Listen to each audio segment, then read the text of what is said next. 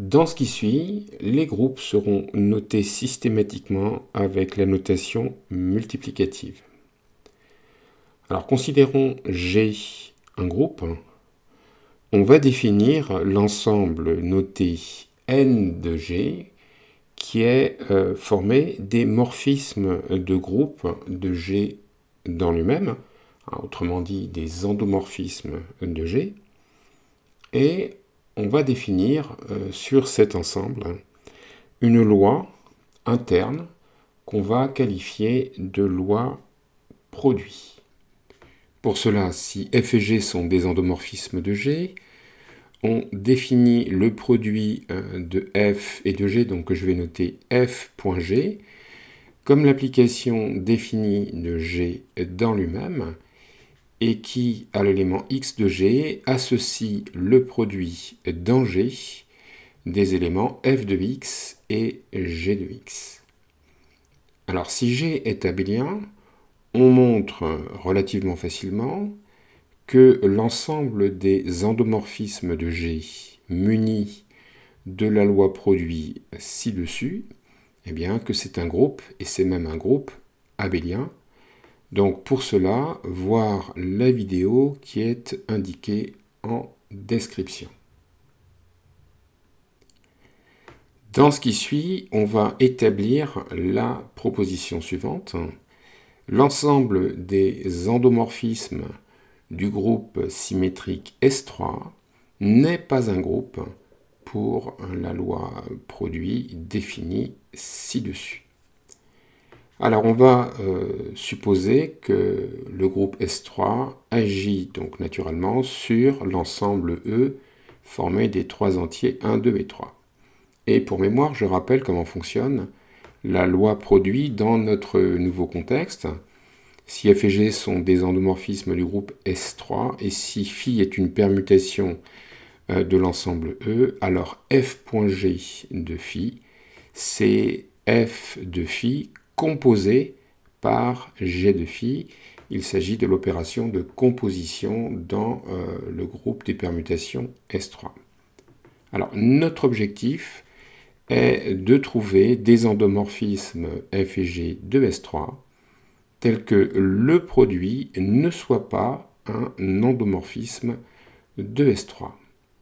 Et pour ça, on va se baser sur l'idée simple suivante, c'est que on connaît des endomorphismes de S3 en considérant tout simplement les automorphismes intérieurs de S3, lesquels vont nous permettre de construire l'exemple de f et de g.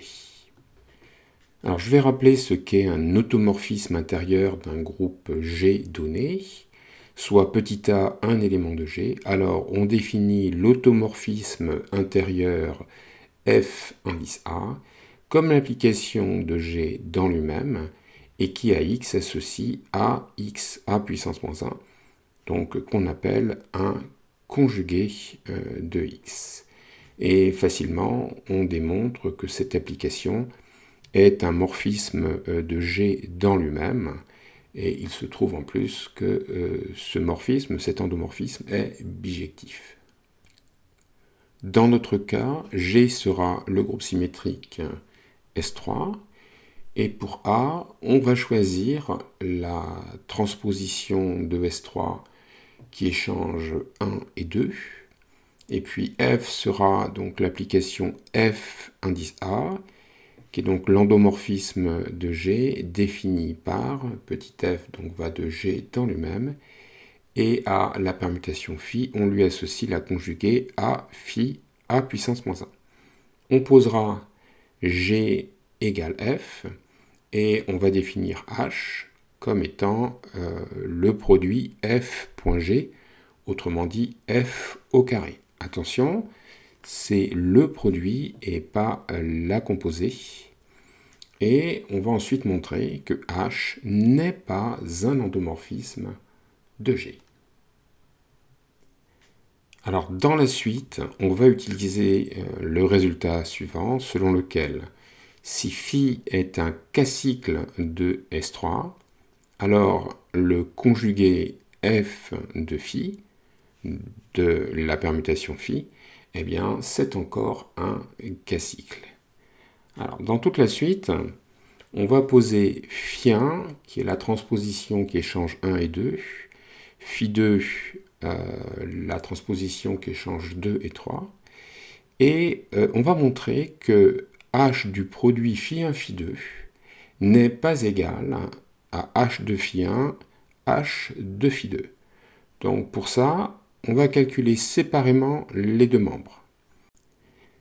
Alors d'abord, h de phi1, phi2, qui vaut donc h de la transposition 1, 2 multiplié par la transposition 2, 3.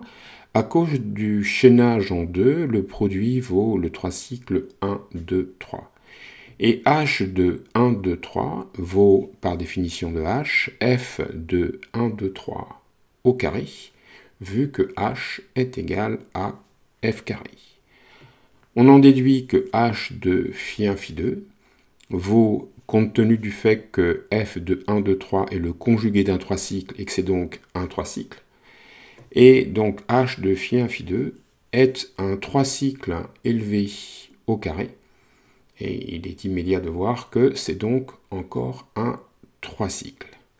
Maintenant, de l'autre côté, on calcule h de phi1 multiplié par h de phi2.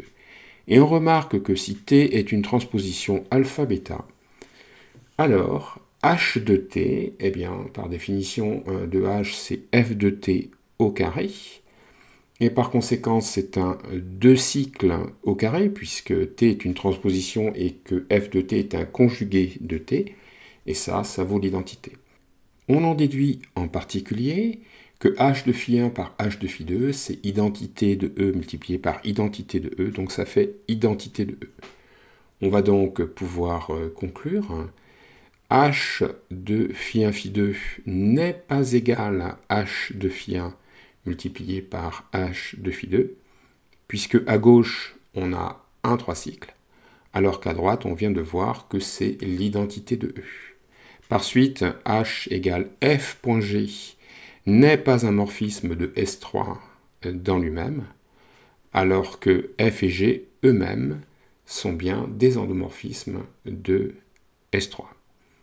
On peut donc conclure que l'ensemble des endomorphismes de S3 n'est pas un groupe pour la loi produit.